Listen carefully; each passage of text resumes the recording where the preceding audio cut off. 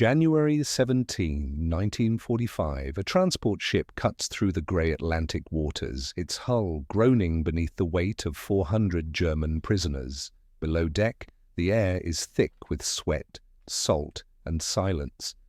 Most of these men are young, boys really, their faces gaunt from months of combat in the Ardennes forest. They huddle on wooden benches, uniforms torn and crusted with frozen mud. Some stare at the rivets in the steel walls. Others close their eyes and see snow. All of them have been told the same thing since childhood, that America is a land of mongrels and Jews, a nation of weakness disguised as strength, a place where men grow soft and societies collapse under the weight of their own decadence. Now, as the ship rolls westward toward a country they have been trained to despise, they wait for the reckoning they believe is coming.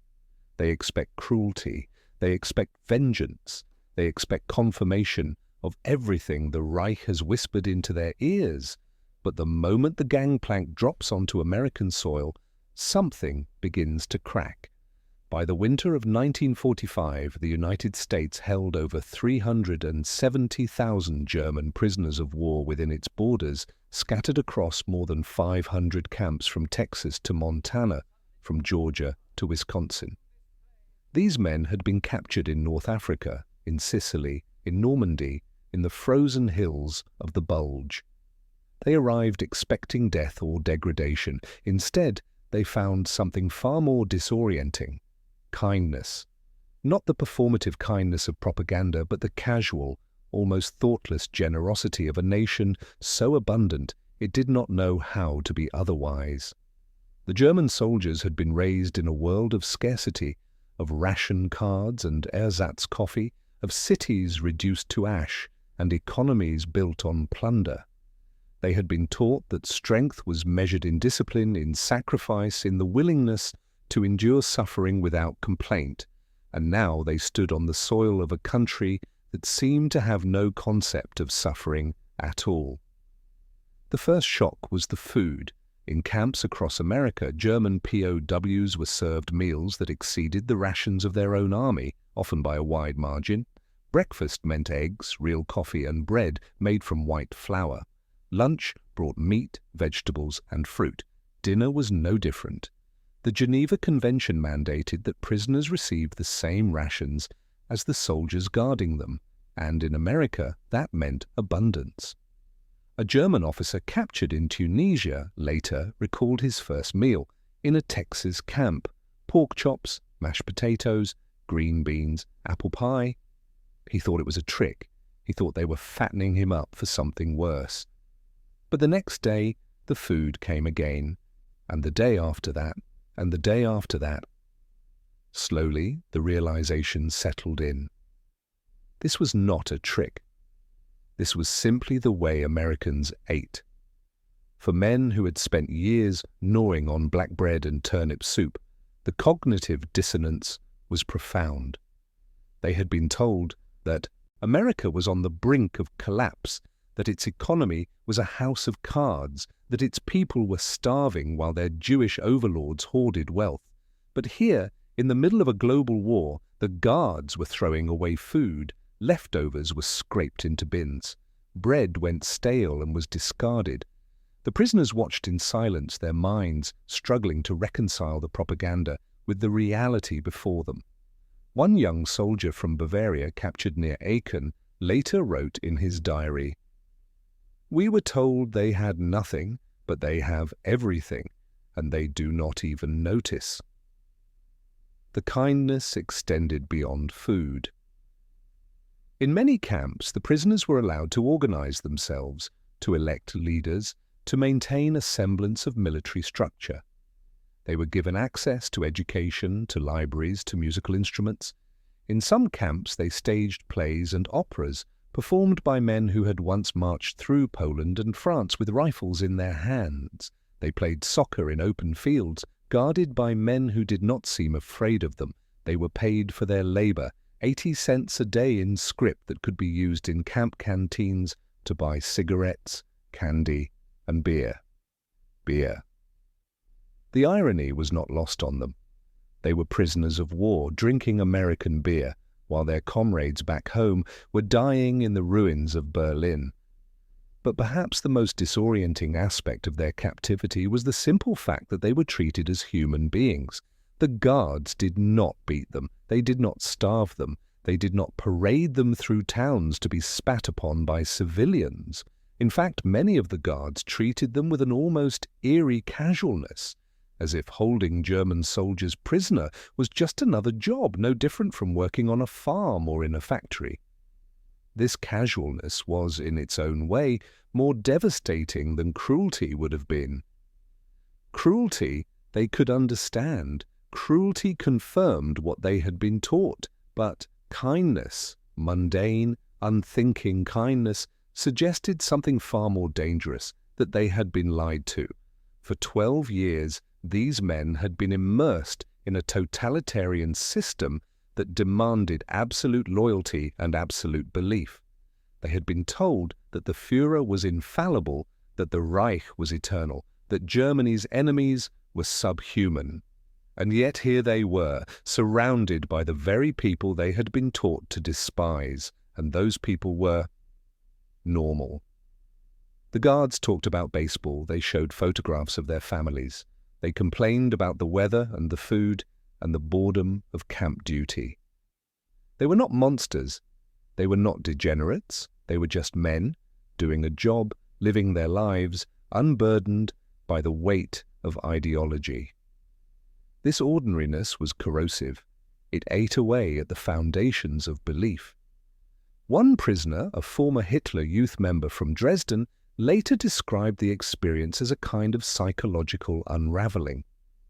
"We had been told," he wrote, "that the Americans were our enemies, that they wanted to destroy us, that they hated us for our strength, but they did not hate us. They didn't even think about us that much. We were just there, and that was more terrifying than any hate could have been." The transformation was not universal, of course. Some prisoners clung to their beliefs, held on to the ideology that had sustained them through years of war. They formed cliques within the camps, enforced loyalty through intimidation, and punished those who expressed doubt. But for many others, the cognitive dissonance became unbearable. The contrast between what they had been taught and what they were experiencing was too great to ignore. They began to question, they began to doubt, and once doubt took root, it spread like frost on a window pane.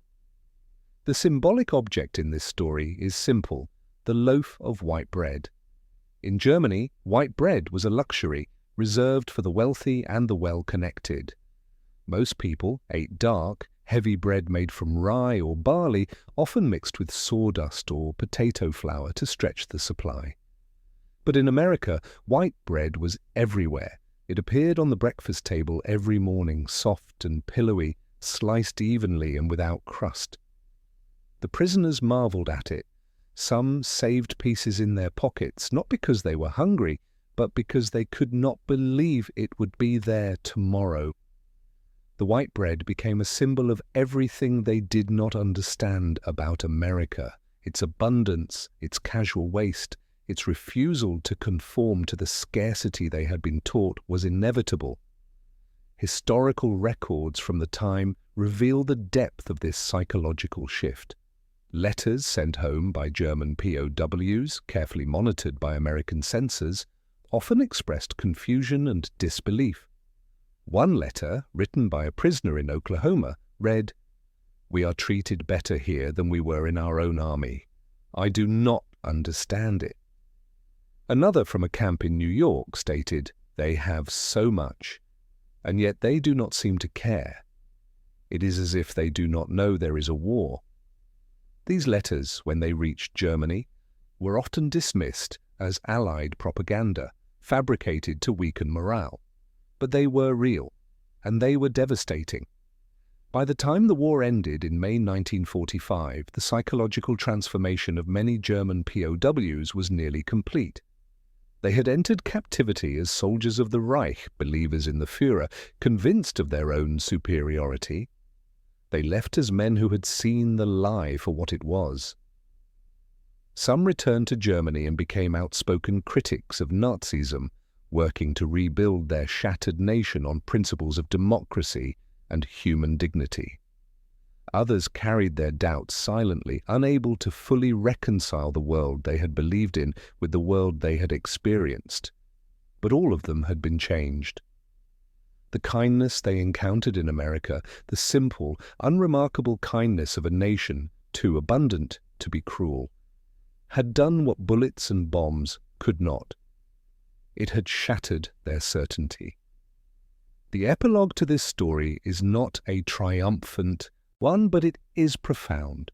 The German POWs who returned home did not find a hero's welcome. Many were shunned, suspected of collaboration, accused of being too comfortable in captivity. But in the decades that followed, as Germany rebuilt itself from the ruins of fascism, some of those men became voices of reconciliation. They spoke of their time in America not with bitterness, but with a kind of quiet wonder. They told their children and grandchildren about the white bread, about the guards who played cards with them, about the strangeness of being treated as human beings by people they had been taught to hate. In the end, the story of German POWs in America is not just a story about war or captivity. It is a story about the power of abundance to dismantle ideology, about the quiet strength of a society that did not need to prove its superiority through cruelty. The prisoners arrived expecting confirmation of the propaganda they had been fed. Instead, they found a mirror that reflected back the emptiness of their own beliefs. And in that reflection, many of them glimpsed a different kind of truth, one that spoke not of strength through domination, but of strength through generosity, not of unity through fear, but of freedom through trust. The white bread sits on the table, soft and unassuming, a symbol of a nation that waged war not with hatred, but with the quiet confidence of a people who knew they had already won. And in the hands of young German soldiers, that bread became something more than food. It became a question. It became a doubt.